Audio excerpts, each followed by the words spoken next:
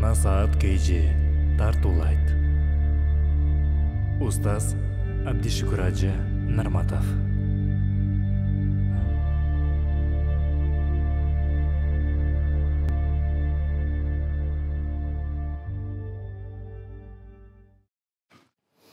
Bismillahirrahmanirrahim. Alhamdulillah. Wassalatu wassalamu ala rasulillah. Summa ba'd. Assalamu alaikum wa rahmatullahi wa barakatuh. Allahumma a'inna ala tarbiyat abnaina tarbiya saliha. Allah'ım baldarımızды salih özün көрсөткөн жол менен пайгамбардын сүннөтү менен тарбия кылууга бизге жардам бергин. Wa ja'alhum salihin muslihin. Балдарыбызды жакшы жана башкаларды оңдоочу, оңдолгон жакшынакай адеп ахлактуу балдардан кылгын. Вахфасум мин кулли суин бирахметике архамар рахимин. Көзүбүздүн кареги болгон балдарыбызды бардык жамандыктан сактагын. Sen meyrimdүүлөрдүн meyrimdүүсүн. Allahumma waffiqna li ta'atika wa ta'ati man amartana bi ta'atih. Allah'ım bizdi özüңө баш ийүүгө жана өзүң буйрган нерселерге баш ийүүгө жардам бергин. Урматтуу мусулман бир тууган,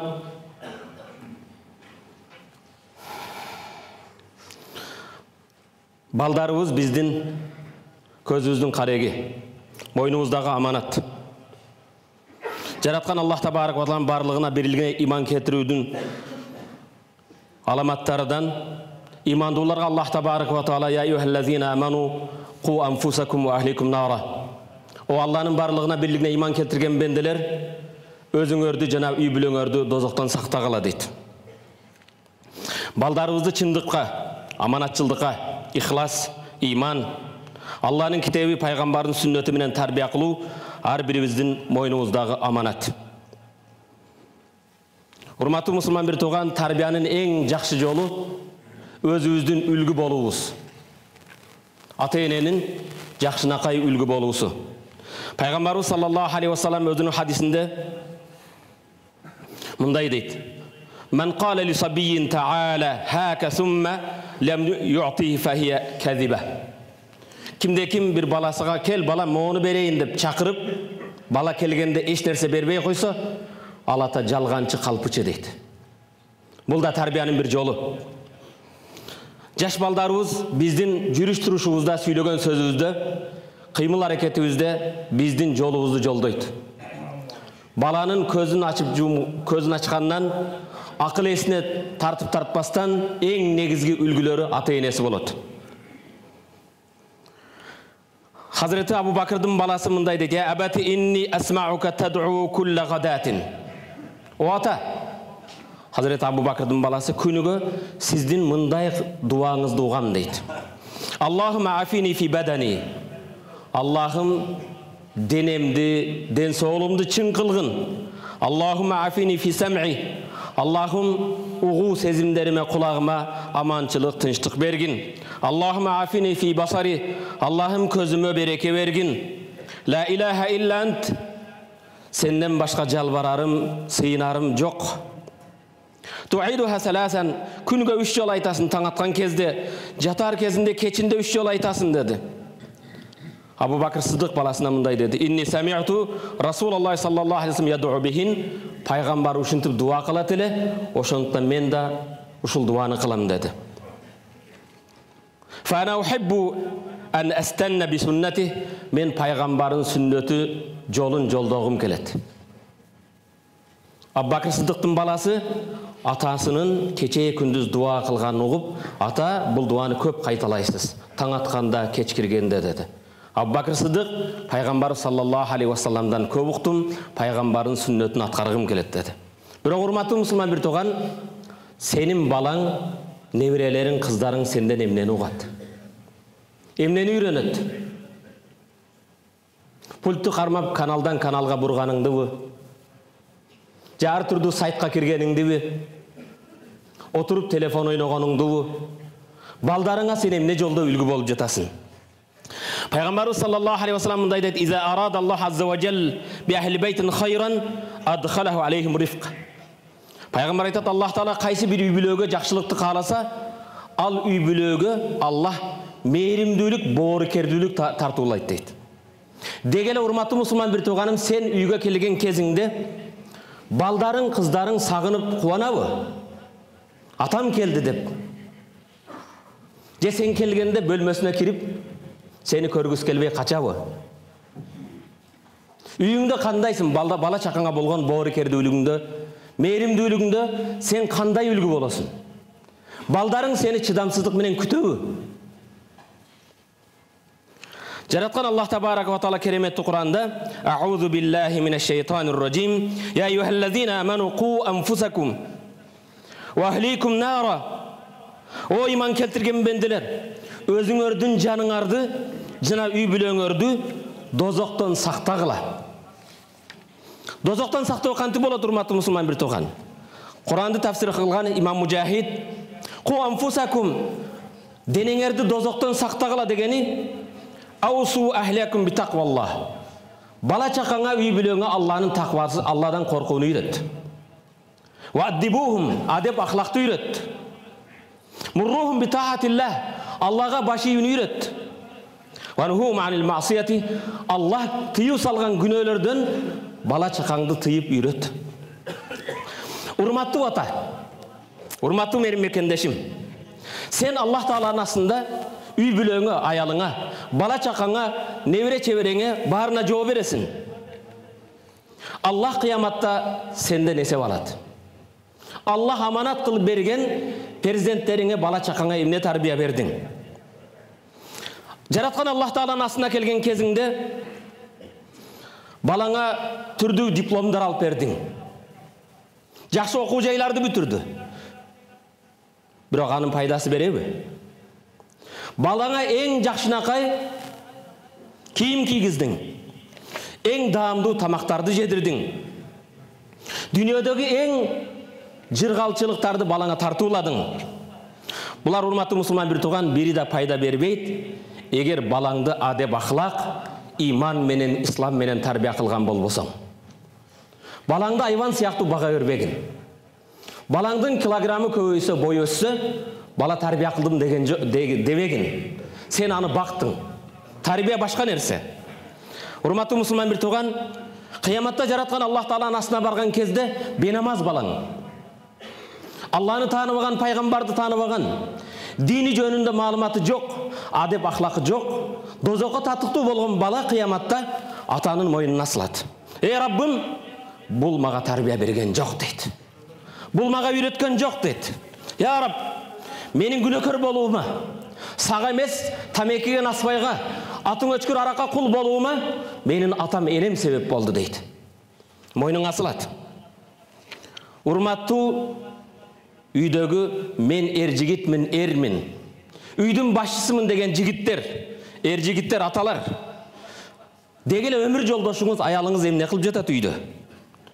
Балдары менен отурабы? Балдарына иман тарбиясын береби? Аллах Таала буйрган намазын окуйбу? Орозосун кармайбы? Балам калп айтпагын, арам жебегин, арам ичпегин дейби? Ал эми эже карындаштарымчы, балаңыздын кайда барарын, ким менен болорун билесизби? Балаңыздын достору ким? Балаң бош убагын эмне менен өткөзөт? Урматтуу мусулман бир тууган, Пайгамбарыбыз саллаллаху алейхи ва саллям өзүнүн хадисинде "Куллукум раин ва куллукум мас'улун ан ра'iyati". Силердин ар бириңер бир жерде жетекчисиңер.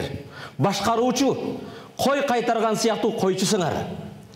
Башкарган жериңерге, тарбия берген балдарыңарга жооп бересиңер. "Вар-раджулу ра'ин фи ахли". Эркек үй бүлөсүнө жооп берет. "Ва хува мас'улун ан ра'iyati". Үйдөгү баласына, келинине, небере чебересине, аялына, Кудайдын астында жооп берет. "Вал мар'ату ра'ия фи байти завжиха". Аял күйөөдүн үйүндө жетекчилик кылат. Ошол жерде жетекчилик кылган жерине жооп берет. "Ва мас'улатун ан ра'iyatiha". "Вал хадим ра'ин фи мали сайиди". Кызматкер да кожоюндун таап келген малы мүлкүнө жетекчилик кылат, ал жетекчилик кылган жерине жооп берет. Кудайдын кулдары, "Инналлаха саилун куллу ра'ин амма стар'ah". Ар бир жетекчилик кылган, башчылык кылган адамдан Аллах Таала кыяматта сурайт башкарган жери жөнүндө. "Хафиза залик ам дайя". Ошо сен жетекчилик кылган жерге мойнуңа аманатты так аткардыңбы же каалагандай бош койдуңбу? Hatta yusala rajul an ahli beyti. Her bir erkek özünün үйüne жооп берет. Пайгамбарыбыз саллаллаху алейхи ва саллям ушундай dedi. Урматтуу мусулман бир тууган, үй бүлөң менен болгон мамилең кандай?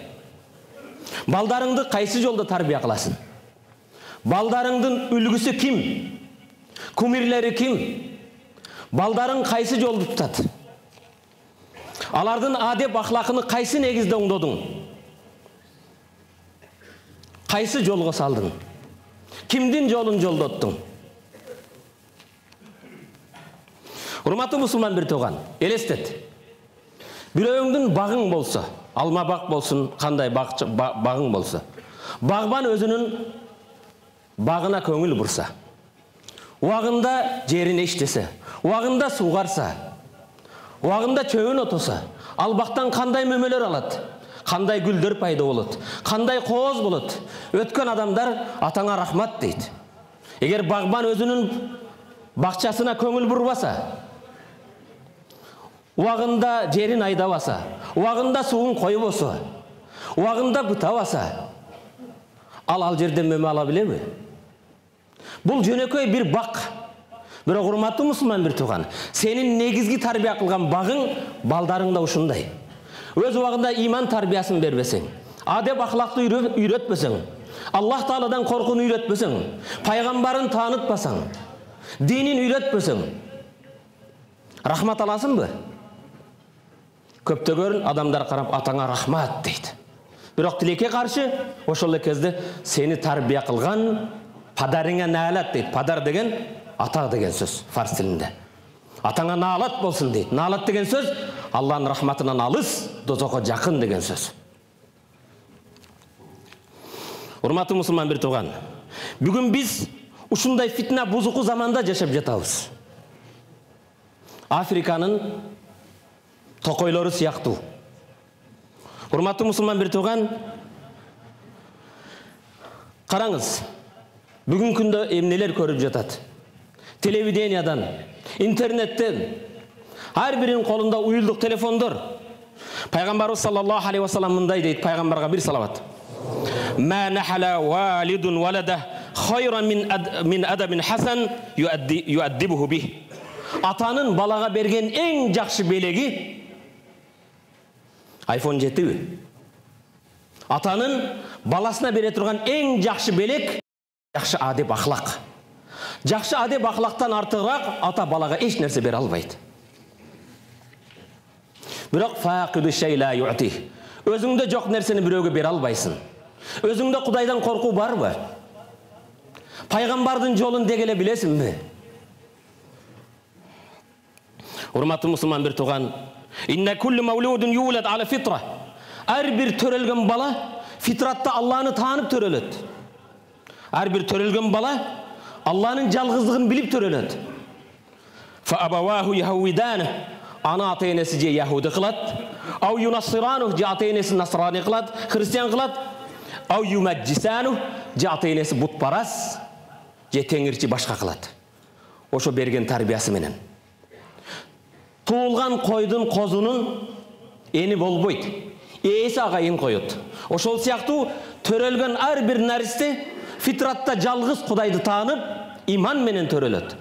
Kiyinçerek ata-enesi anı tarbiya berip, je ateist kılat, je Kudaysız kılat, je Hristiyan kılat, je Yahudi kılat. Bирок урматтуу мусулман бир тууган, биз көкүрөгүбүз куруп 80-90% мусулманбыз деген менен тилекке каршы көбүз исламдын атын, Курандын расмиден башканы билбейбиз. Урматтуу мусулман бир тууган, балаң сенин мөмөң, сенин аракетиң, сенин келечегиң. Эгер балаңдан жакшылык көрсөң, Кудай Таалага шүгүр кыл. Эгер балаңдан жаман кылык жоргун көрсөң, балаңдан жакшылык көрбөсөң, өзүңдөн башканы жемелебе. Кудай жолунда мени сүйүктүү мекендештерим. Биздин бүгүн жүрөгүбүздү кайгырткан нерсе. Көптөгөн аталар, көптөгөн эр-жигиттер балдарына тарбия бербей койду. Үйлөнөт. Төрөтүп койгондон кийин ал эмне болду, кандай чоңоюп атат, кайсы жолдо чоңоюп атат. Эмне тарбия алып жатат? Кайсы жолдо жүрүп жатат? Ким менен достошуп жатат? Кайсы жерде түндө өткөзөт? Эмне кылып жатат? Иши жок. Көптөгөн аталарга Аллах Таала өзү ийгилик берсин. Балдардан мурда ата-энесин Аллах оңдосун. Өздөрү балдардын бузукулук кылуусуна, балдардын туура эмес жолдо жүрүүсүнө негизги себеп ата-эне болуп жатат. Ибн Кайым рахматуллахи алейхи мындай дейт: "Кам мин валидин ашка валада." Канчалаган аталар балдарыны бактысыз кылды дейт. Канчалаган аталар балдарыны бактысыз кылды. Ал бактысыз кылды дегени өздөрү себеп. Бирөөдүн акын жеп, арам оокат менен бакты. Жалганчылыкты үйрөттү. Атың өчкөр аракты үйрөттү. Жарым жылаңач болгонду үйрөттү. Бирөөдүн акын жегенди үйрөттү. Бирөөгө жамандык кылганды үйрөттү. Иман тарбиясын бере алган жок. Кыяна лил абна фи тарбиятим. Балаңа тарбия берүүдө кыянат кылуу деген сөз ал коомго кыянат кылуу. Келечек муунга кыянат кылуу. Кала берсе, балаңа тарбиясын бербестен, иман тарбиясын бербестен кыянат кылуу, Мухаммад алейхиссаламдын үмметине кыянат кылуу. Пайгамбарыбыз саллаллаху алейхи вассалам мындай дейт, пайгамбарга бир салават. "Ман мин валин яли раиятан минал муслимин фаямут ва хува гашин лахум илля харрама Аллах алейхил жанна." Кайсы бир жетекчи коласында бирөөгө жетекчилик кылып, жетекчилик кылган жерде кыянат кылса, иман ислам тарбиясын бербесе, Кудайдан коркууну үйрөтпөсө, ал адамга Аллах бейишти арам кылды дейт. Ооба, урматтуу мусулман бир тууган, тарбия берүү өтө оор, кыйын нерсе. Көп убакыт керек, сабырдуулук керек, мээримдүүлүк, боорукердүүлүк керек. Бирок суроо, урматтуу мусулман бир тууган, кимибиз балдарыбызды иман менен тарбия кылдык? Балдарыбызды Куран менен тарбия кылдык? Кимибиз пайгамбардын сүйүүсү менен тарбия кылдык? Пайгамбардын сүннөтү менен тарбия кылдык? Жооп бербей эле кой. Сурооду өзүңө берип, өзүң ойлонуп көрчү. Кичинекей балабызды пайгамбарыбыз саллаллаху алейхи вассалам: "Я гулам, о нарсе, саммилла, бисмилла" деп же. "Кул бияминик", оң колуң менен же. "Ва кул мимма ялик", өз алдыңнан же. Сүннөтү үйрөттүкпү? Пайгамбардын сүннөтү жатканда бисмик Аллахума муту вахя, Аллахым сенин атың менен өлөм, сенин атың менен тирилем деген сүннөттү үйрөттүкпү? Дааратканага киргенде Аллахумма инни а'удhu бика минал хубси вал хабаис, Аллахым жиндин ыргачысынан, жиндин эркектеринен мени сактагын деп дааратканага сол бут менен кирүүнү үйрөттүкпү? Даараткананан чыккан кезде Гуфранак, Аллахым мени кечире көргүн, ушул жерде сени зикир кыла албай калдым, сени эскере албай калдым деп дааратканан чыкканда Алладан кечирим сураганды үйрөттүкпү? Же daara sındırıp bütkön kezde Elhamdülillahillezî azhaba annil aza, mağaza bergen zаңдарды, mağaza bere turgan saharalardı çıkarıp jibergen Allah'a şükür bolsun degen duanı үйrөттүкпү? Балдарга үйрөтүш аякта турсун, өзүбүз да билбейбиз. Урматтуу мусулман бир тууган, өзүң суроо бер. Жоonu өзүң билесиң, мага айтпай эле кой. Урматтуу мусулман бир тууган, бүгүн биздин колубузда эң чоң оборот кыла турган, пайдасын көрө турган колубузда капиталыбыз балдарыбыздан артык биздин байлыгыбыз жок. Көбүз айтасыз, элим менин байлыгым дейбиз. Биздин келечектеги эң байлыгыбыз балдарыбыз. Балдарыбызга эмне тарбия бердик? Көптөгөн аталар, жигиттер үйлөнөт, балалуу болот, бирок анын тарбиясы менен иши жок. Бирок кээ бирлер жакшы окуу жайга окутат. Чоң контракттар төлөйт. Бүгүн 5 миң, 10 миң, 13 миң долларга чейин төлөп мектепте окутуп жатат. Ал дипломдун эмне пайдасы бар эгер балаң доз окуп боло турган болсо? Иман тарбиясы болбосо, жараткан Алланы тааныбаса, пайгамбарын тааныбаса, Куран тааныбаса, улууду урмат кылууну билбесе, кичүүнү зат кылууну билбесе. Урматтуу мусулман бир тууганым, Жабир ибн Самура, кала Расул саллаллаху алейхи вассалам, пайгамбарыбыз мындай дейт: "Ли ан юаддиба ар-раджулун валада хайрун мин ан ятасаддаqa биса'ин."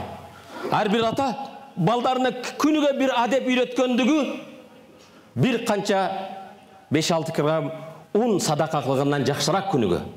Балаңа бир адеп үйрөтүүң 1 саа 1 килограмм 600-800 грамм будай кайрымдуулук кылгандан көрө ар бир балаңа үйрөткөн адеп ахлакың жакшыраак дейт. Балага тарбия берүү эң улуу ибадаттардан, эң сооп иштерден. Пайгамбарыбыз саллаллаху алейхи вассалам мындай дейт: "Афдалул касбир ражул валада." Ар бир эркектин эң жакшы кесби анын баласы дейт. Жумушуңду балким так аткарасың, кемтиксиз бир нерсе жасайсың, бирок негизги кесбиң болгон, сенин атыңды көтөрүп, сенин туягыңды улай турган балаңа эмне бердиң?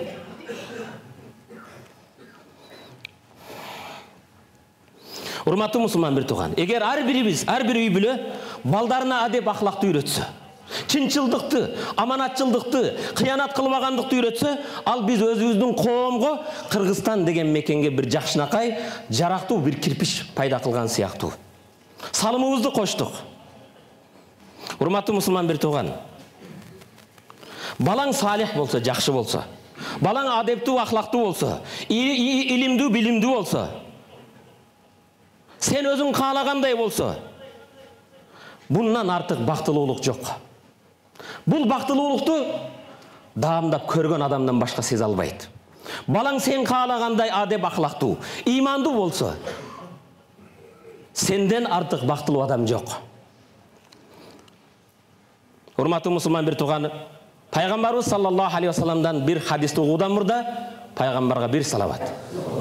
Саллаллаху алейхи вассалам. Пайгамбар мындай дейт: "Аввалу ман ямсику би халакал жанна ана." Бейиштин эшигинин ача турган несин? Туткасын биринчи мен кармаймын дейт. Пайгамбарыбыз саллаллаху алейхи вассалам бейиштин эшигинин чоңдугу Сирия менен Саудиян арасынча экен. Пайгамбар эшиктин туткасын мен кармап ачайын десем, "Фаиза имраатун тунази'уни." Bir ayal келип менен талашат дейт. Пайгамбар саллаллаху алейхи вассалам эшиктин туткасынан ачам деген кезде bir ayal келип менен талашат. Жок, мен биринчи ачам деп дейт. Tunazi'ni turid ana adkhulul jannata qablak. Men beyişke senden murda kirem deyt. Qultu men hazi ya Cebrail? Ey Cebrail, al ayal kim deb Cebrail'den soradım. Qala hiya imratun mata zawjuha ve taraka laha awladan fa abat az-ziwaj min ajlihim. Bul köyüsü kaza olup jesir kalıp jetimderdi turmuşka çıkpastan uşularga men tarbiya berem dep imam menen adep ahlak menen tarbiya kılgan ayal deydi. Jok, baldarım turganda men köyge çıkıp tursun, men uşularda bir iman adep ahlak menen tarbiya kılam degen jesir ayal deydi. Урматтуу мусулман бир тууган, качан эне балага ушундай көңүл бурса, тарбия берсе, Пайгамбарыбыз саллаллаху алейхи вассалам менен бейишке биринчилерден кирүүдөн экен. Балдарыбыз биздин келечегибиз. Эгер буларга көңүл бурсак, биз келечекке көңүл бурдук. Келечекте биздин мекендин желегин желбиретүүчү биздин балдарыбыз. Урматтуу мусулман бир тууган, Пайгамбарыбыз саллаллаху алейхи вассаламдан имам Муслим өзүнүн китебинде чыгарган хадисинде Пайгамбарыбыз саллаллаху алейхи вассалам мындай дейт: сахабалар менен отурат эле, балдарды сый урмат менен. Пайгамбар кандай тарбия кылды? Анна Расул саллаллаху алейхи вассалам утия би шарабин фашариба минху. Пайгамбарга суу алып келди. Пайгамбар ичимдикти ичкенден кийин оң жагына караса бир жаш бала отуруптур. Кичинекей жаш бала. Ван ясар шүйүк, пайгамбардын сол жагында каарыган аксакалдар отурат. Факала наби алейхиссалату вассалам лил гулам, пайгамбар жаш бала оң жакта отурган жаш балага мындай деди: "Атазан ли ан у'тия хаулай шүйүк?" Балам, рухсат бересиңби? Оң жакта сен отурат экенсиң, сенин акың. Рухсат берсең сол жакта аксакалдарга берейин сууду деди. Менден кийин кимдер ичсин? Аксакалдар ичсин деди. Кала ла валлахи ла а'зан ва ла усиру насиби минка ахад. Жанагы жаш бала: "Я Расулалла, сиздин кешигиңизди башкага бергим келбейт. Аксакалдар рухсат бербейм. Шариятта оң жакта менин акымбы? Мен өзүм ичем" деди. Ан-набию акарраху аля исрар. Пайгамбар: "Анда сенин акың" деди да, солдогу чалдарга, аксакалдарга эмес, оң жакта отурган жаш кичинекей наристеге берди. Бул кандай сый урмат? Кичинекей баланын келечекте мындай өсүшүн өзүнү сыйлай билген. Урматтуу мусулман бир тукам, биз балдарыбызга ушундай сый урмат кылабызбы? Кээде үйүңдө балдарың менен бир кеңешесиңби? Же келгенде оозуңдан кандай сөздөр? Пайгамбарыбыз саллаллаху алейхи ва салламдын экинчи халифасы Хазрети Умар жолдо бара жатты. Хазрети Умар ушундай айбаттуу эле. Пайгамбарыбыз саллаллаху алейхи ва саллам: "Эй Умар, сенин ушундай айбатыңдан, иманыңдын бекемиден Аллага ант ичем, Умар, сен жүргөн өрөөндөн жин шайтандар башка өрөөнгө качып кетет" дейт. Хазрети Умар салган жолдо шайтан жиндер тура албайт экен. Бирок Хазрети Умар адилеттүү падыша, айбаттуу, бир күн жолдо келе жатса, кичинекей жаш балдар ойноп жатты. Бирок баары качып кетти жолдон. Bir narisте жолдон качкан жок. Фаламма васала илейхи лаффат назараху би бакааху фи маканиhi. Хазрети Умардын көңүлү бөлүндү. Бул жаш бала эмнеге качкан жок? Башкалар, тең достору качып кетти. Хазрети Умар карап туруп мындай деди: "Я гулам, лима лам тахриб ма'a man harib?" Эмне үчүн качкан балдар менен сен качкан жоксуң деди. Көңүл бур, бир пайгамбарга салават. Эмне үчүн кичинекей жаш балдар, наристелер качты, сен качкан жоксуң деди. Бул жаш бала атанын берген тарбиясы, эненин берген тарбиясы, акылдуу данышман бала мындай деди: "Айюхал амирил му'минин, о имандуулардын падышасы, ласта залиман фа ахша зулмак." Сен залым эмессиң. Сенин зулумуңдан качамбы? Залым эмессиң. Сенин зулумуңдан качкыдай. Валасту музнибан фа ахша иқабак. Мен да күнөөкөр эмес, сенин бир адеп берүүңдөн коркуп кача турган. Ваттариq ясаин ва ясаук. Жол сизге да мага да жетишерлүү деди. Амирил му'минин, сен залым эмессиң, сенин зулумуңдан кача турган. Мен да күнөөкөр эмесмин. Сенин алдыңда бир таяк жеп кала тургандай. Бул жаш бала, урматтуу мусулман бир тууган, бизге мусулманчылыктагы негизги жолду сызып көрсөтүп койду. Ар бир коомдо күнөөкөр коркуш керек экен. Күнөөсү жок адам тынч амандыкта жашаш керек экен. Ал эми падыша залым болбош керек экен. Эгер тескери болуп калсачы, залымдарга жыргал болуп, мазлумдар коркуп калса, анда урматтуу мусулман бир тууган, айып кемчилик бизде экен. Албари янбаги ан якуна мутмаиннан. Таза адам, күнөөкөр эмес адам дайым тынчтыкта, бейпилдикте болуш керек экен. Вал музниб янбаги ан якуна хаифан. Күнөөкөрлөр, кылмышкерлер коркуп жашаш керек экен. Урматтуу мусулман бир тууган, тарбия деген нерсе пайгамбарыбыз саллаллаху алейхи ва саллам жаш балдарды сыйлап тарбия кылды. Ал эми кээ бир аталар, урматтуу мусулман бир тууган, баласын агаларынын, эжелеринин, сиңдилеринин, карындаштарынын алдында кыйкырып, эң жаман сөздөр менен, эң жаман сөздөр менен тилдесе, атадан эч бир жакшы сөз укпаса, бул баланын келечеги кандай болот? Пайгамбарыбыз саллаллаху алейхи ва саллам: "Ман ла ярхам ла юрхам." Мейримдүүлүк кылбаганга Аллах Тааладан мейримдүүлүк болбойт. Ирхаму ман фил ард, ярхамукум ман фис сама. Жердегилерге боорукер мейримдүүлүк кылгыла, Аллах силерге мейримдүүлүк кылат дейт. Урматтуу мусулман бир тууган, келиңиздер бир сөз айтуудан мурда силерден кечирим сураймын. Эң чоң күнөөлөрдөн бирөөсү, урматтуу мусулман бир тууган, коомдо болуп жаткан эң чоң бир күнөөлөрдөн бирөөсү ата эненин балдарына адилеттүү мамиле кылбагандыкта.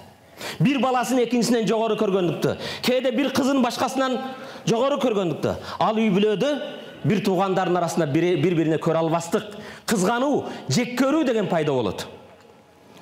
Урматтуу мусулман bir туган. Ата үйгө кирген кезде ошо үйдүн bir мүчөсү. Балдар келген кезде ата келген кезде балдар кубаныш керек. Балдар менен отуруп кеңеш керек, сүйлөш керек.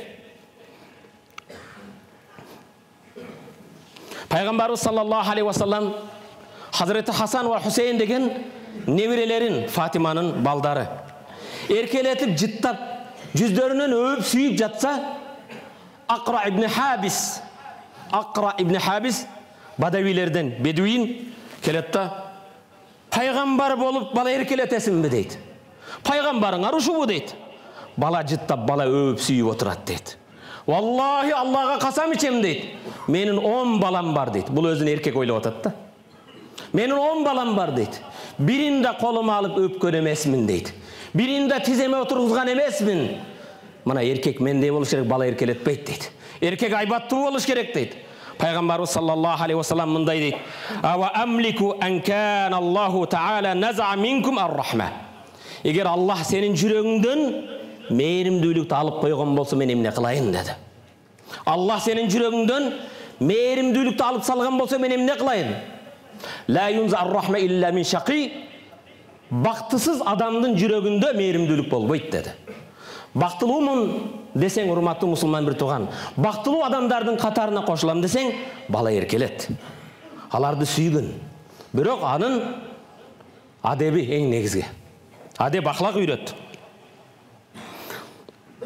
Андамма ибнак. Балаңды бүгүнкү кээ бир психологдор айтат, ата күнүгө баласын жок дегенде 20 жолу, 30 жолу, 40 жолу кучактап эркелетип жытташ керек экен. Урматтуу мусулман бир тууган, сен канча жолу балаңды колуңа аласың? Дегеле балаңдын жытын билесиңби? Же Акра ибн Хабис сыяктуу жүрөгүңдө мээримдүүлүк жокпу? Hazreti Umar мындай дейт. Аллиму ауладакум ас-сибахата ва-римаята ва-муррухум ан ясуббу алал хайл васбан. Балаңарга үйрөткүлө сүзүүнү. Балдарыңызга сүзүүнү үйрөт дейт. Ва-римаята жаатууну, ок атууну. Ва-муррухум жана балаңарга буйрук бергиле ан ясуббу алал хайл васбан, атка бир секирип отургандыкты дейт. Biz кыргыздар атты жакшы көрөбүз, кыйынбыз дейбиз. Кээ бирибиз атка кайсы жагынан мингенин да билбейбиз. Hazreti Umar балдарыңарга сууда сүзүүнү, жанын огун атууну, атка бир секирип отурганды үйрөткүлө дейт. Бул ким? Пайгамбарыбыз саллаллаху алейхи ва салламдын экинчи халифасы. Бирок урматтуу мусулман бир тууган, бүгүн ат болбосо аттын ордуна башка унаалар бар. Сүзүүдүн ордуна башка спорттор бар. Al-mu'minul qawiyyu khayrun wa ahabbu ila Allah min al-mu'minid da'if. Күчтүү, сергек болгон, бардык жактан жетишкен имандуу Аллах үчүн сүйүктүүрөөк, жакшыраак бир күчсүз, айласыз мусулмандан дейт. Спорт менен машыксын. Көп айтып келдим, урматтуу мекендешим. Жаштык плюс боштук барабар күнөөнүн башталышы. Балдарыбыз бош болбосун. Дайым бир нерсе менен алек болсун. Урматтуу мусулман бир тууган, эң негизги маселе. Hazreti Umar мындай dedi. Rabbu auladakum. Балдарыңарга тарбия бергиле. Кандай тарбия? Wa hazzibuhum. Аларга туура багыт бергиле. Fa innahum khuliqu liz-zaman ghayr zamanikum. Силердин балдарыңар силердин заманыңарга эмес, өздөрүнүн заманына алар жаралды дейт. Балдарыңарды өзүнүн заманына, өзүнүн жашаган заманына керектүү илим, билимди бергиле дейт. Алар силер жашаган заманга жаралган жок.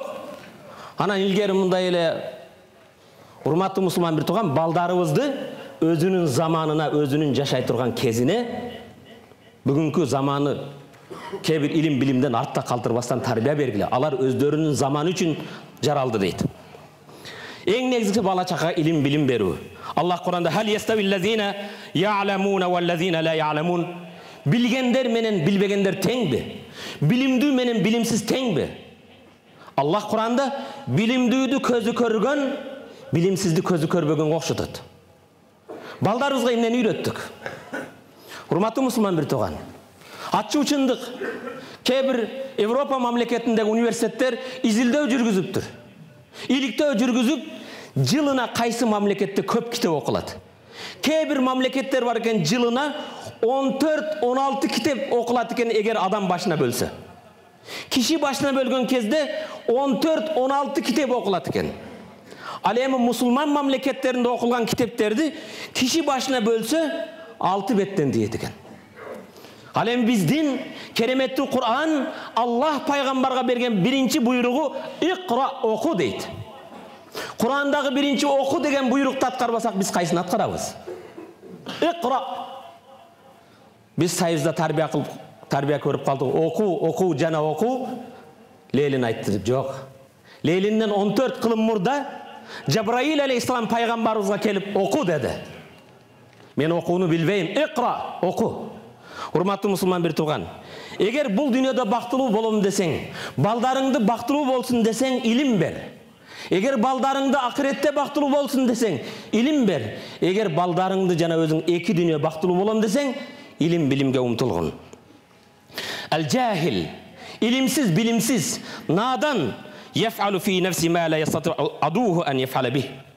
Жахил, илимсиз, билимсиз, душманага кыла албаган жамандыкты өзүнө өзү кылып алат. Жахил адам, илимсиз, билимсиз адам, душманы кыла албаган жамандыкты өзүнө кылышы мүмкүн. Урматтуу мусулман бир тууган, балаңды өзүңдөн алыстатпа. Сапарларыңда, эс алууга чыкканда, балам иш айтат дейсиңби? Жаман кылык жоругун көрүп калабы? Соо болсоң ээрчитесиң. Жолугушууларда балаң, урматтуу мусулман бир тууган, дайым сени менен сени үлгү тутуусу зарыл. Пайгамбарыбыз саллаллаху алейхи ва саллям акриму ауладакум, балдарыңарды сыйлагыла, урматтагыла. Ва ахсину адабахум, балдарыңардын адебини жакшы адеп үйрөткүлө. Урматтуу мусулман бир тууган, урматтуу ата, сен эң негизги балаң үчүн биринчи мугалимсиң. Балаңдын биринчи мугалими сенсин. Анын илимсиздигине, билимсиздигине, адеп ахлакынын начарлыгына мектептеги мугалимдерге жала жаппагын. Балаңдын биринчи мугалими сенсин. Жана энеси болот. Андан кийин жаланы мектепке жаппагын. Көчөгө да же жол балаңды тарбия кылбасын. Жаман достору тарбия кылбасын. Биринчи жана акыркыда Кудайдын аста жооп бере турган сенсин. Эң негизги, эң жакшынакай мугалим сенсин. Балаңдын тарбиясы жакшы болсо, алкышты сен аласың. Балаңдын тарбиясы жаман болсо, наалатты сен аласың. Балаң эгер жакшы болсо, бул үйдө эң бактылуу сенсин, жаман болсо эң бактысыз сенсин. Мугалимдер жооп бербейт. Урматтуу мусулман бир тууган, көңүл бур. Ким эң жогорку мансапка жетсин, эң кенен креслого отурсун, эң көп акча жыйнасын, эч ким жетпеген даражага жетсин. Бирок баласы өзү каалагандай болбосо, эң бактысыз адам ошол.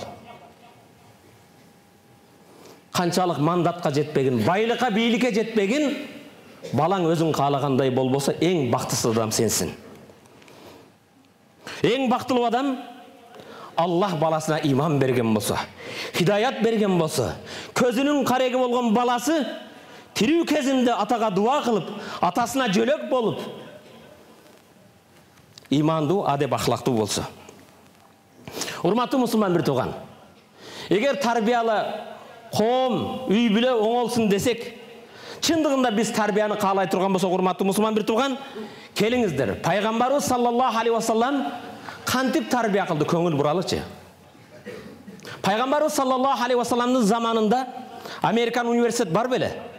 Европанын университеттери бар беле? Бардык сабактарды англисче өткөн мектептер бар беле? Пайгамбар эки негизде инсандарды тарбия кылды. Биринчи мабда, биринчи негиз: ла илаха иллаллах Мухаммадун Расулуллах. Ар-Рақиб, көрүүчү Аллах, көзөмөлчү Аллах, өмүр берген Аллах, рызык берген Аллах, жакшылык берген Аллах. Алладан қорқу. Камерадан, атасының мұғалімден қачып емес. Аллах мені көріп тұрады. Қайда болбойын, Аллах мені менен. Мәбдә сәні екіншісі, ертең атамдың алдында, мұғалімдің алдында жауап берер емес. Сумма иннакум яумал қиямати тубъасун. Кейін сілер қияматта Алланың алдында тіріліп, әрбір қылық жорыңа жауап бересің деген негізде. Бірінші Алланың барлығына білген иман келтіру, екіншісі қияматта Құдайдың астында әрбір алған деміне, әрбір қимыл әрекетіне, жүріс тұрышына жауап беру. Allah Kur'an'da mınday deydi: "A'udhu billahi mineşşeytanirracim. Kuntum khayra ummetin ukhrijat lin-nas, ta'muruna bil ma'ruf ve tenhauna 'anil munkar." Kuntum khayra ummetin ukhrijat lin-nas. Adamlarga jönötülgen en жақсы ümmetsingir. O Rabbim Allah, Peygamber Muhammed, dinim İslam degen musulmanlar elderin arasında en жақсы ümmet silersingir. Kaçan? Ta'muruna bil ma'ruf, жақсылығыңар bileulördü жақсы жолго ündödü. Жақсылығыңыз эмнеде экен? Амр маруф, тура жолго башкаларды чакырууда, ва танхауна анил мункар, тура эместен башкаларды тыюуда. Ва туъминуна биллах, Алланын барлыгына билген иман келтирүүдө. Ва лав амана ахлул китаб лакана хайран лахум.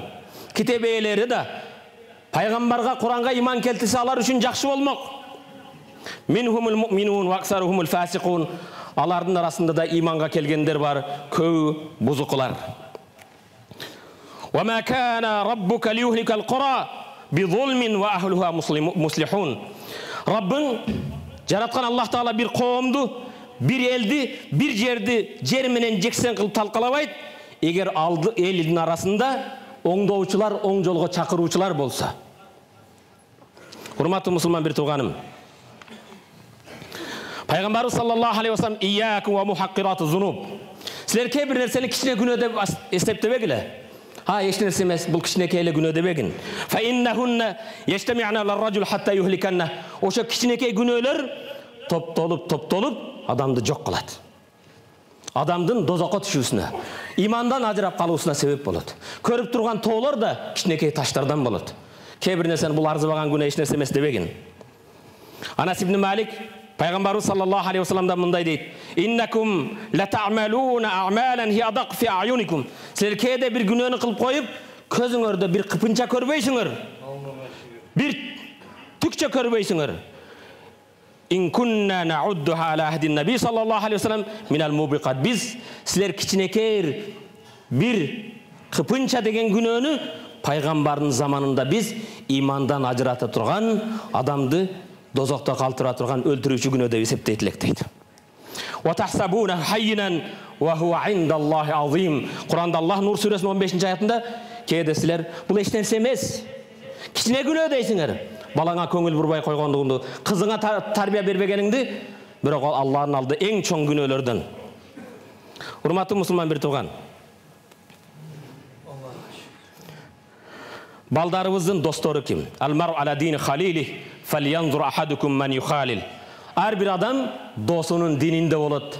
Кимди дос тутууду жакшы тандагыла дейт. Балдарыбыз кимдер менен? Кайда жүрүп жатат?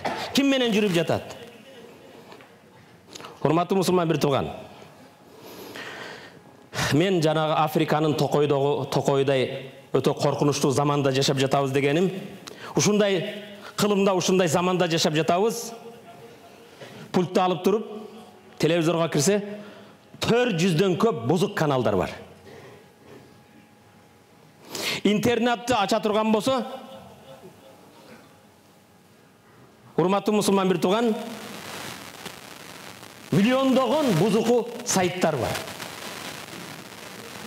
Көчөгө чыкса, жарым жылаңачтар бар. Түрдүү казинолор бар. Түрдүү бузуку жерлер бар. Журналдарда ачса, азгырган сүрөттөр бар.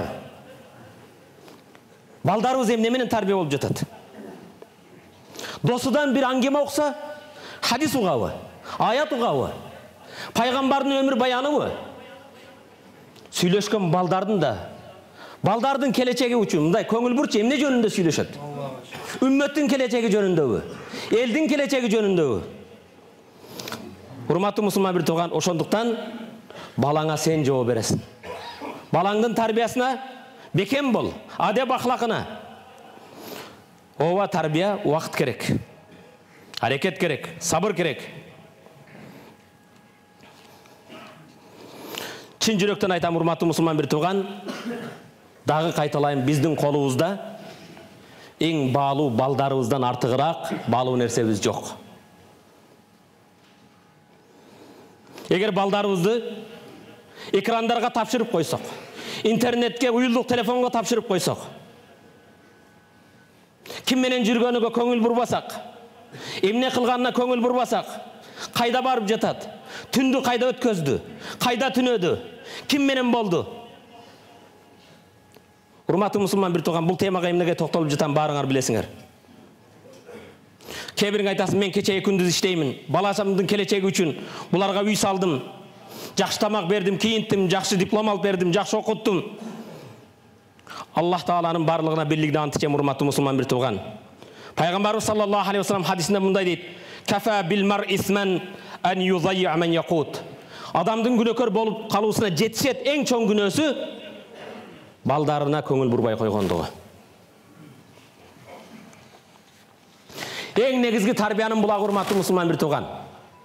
Раббыбыз Аллах, пайгамбарыбыз Мухаммад, динибиз ислам, китебибиз Куран. Куран үйрөтө билдикпи?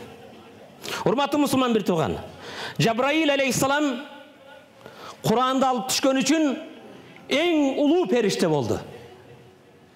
Куран Мухаммад алейхиссаламга түшкөн үчүн пайгамбарлардын эң улуу мырзасы болду.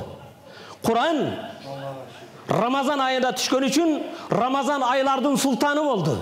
Куран Кадыр кечеси түшкөн үчүн түндөрдүн эң улуусу мырзасы Кадыр кечеси болду. Аллага ант ичем, эгер Куран жүрөгүңдө болсо, үйүңдө болсо, балага берген тарбияңда болсо, билип кой, сен эң улуу бактылуу инсандардан болосуң. Бирок урматтуу мусулман бир тууган, Куранда тааныш тамгаң барбы? Бүгүн англис тилин үйрөнүп жатасың, немис тилин үйрөнүп жатасың,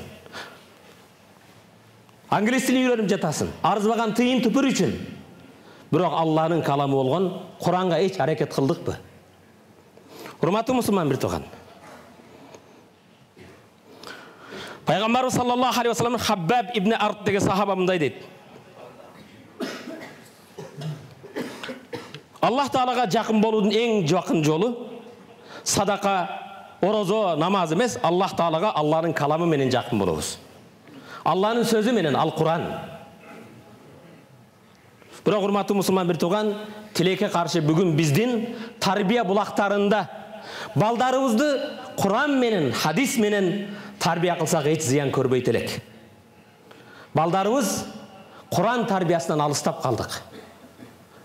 Көптөгөн мусулмандар исламдын ысмын Курандын расмиден башканы билбей калдык. Балдарыбызды эмне менен тарбия кылып жатабыз, урматтуу мусулман бир тууган? Куран бул береке. Аллах Кур'ан-ı Kerim'de, урматтуу мусулман бир тууган, "Китабун анзалнаху илейк мубаракун." Мухаммад сага түшүргөн китеп бул береке дейт. "Ва хаза зикрун мубаракун анзална." Сага түшүргөн бул эң берекелүү зикир дейт Куранды. Ал урматтуу мусулман бир тууган, соопто берекеби? Ооба, соопто береке. Өмүрүңө береке, убактыңа береке, үй бүлөңө, балдарыңа береке, ишиңде береке, рызкыңа береке, ден соолугуңа береке. Кимде ким Куран менен сүйлөсө чындыкты сүйлөйт. Ким Куран менен өкүм кылса, адилеттүүлүк өкүм кылат. Ким Куранга амал кылса, сооп алат. Ким Куранга чакырса, туура, чындык, түз жолго чакырган болот. Бул Имам Тирмизи риваят кылган хадис. Урматтуу мусулман бир тууган, бирок тарбия кылуудан мурда өзүбүз Курандан канчалык маалыматыбыз бар? Aqulu qawli hadha wa astaghfirullah li wa lakum. Бул сөзүмдү айтып, өзүмдүн кемчилигиме, жамааттын кемчилигине жаратканга жалбарып кечирим сураймын. Аллах табарaka ва таала балдарыбызга берген тарбиябызда кылган кемчилигибизди Аллах кечирсин. Балдарыбызга иман, ислам тарбия кылууду баарыбызга насип этсин. Амин. Аллахумма гфир лана зунубана ва каффир анна сайyiatina ва таваффана мa'ал абрар bi rahmatika ya arhamar rahimin.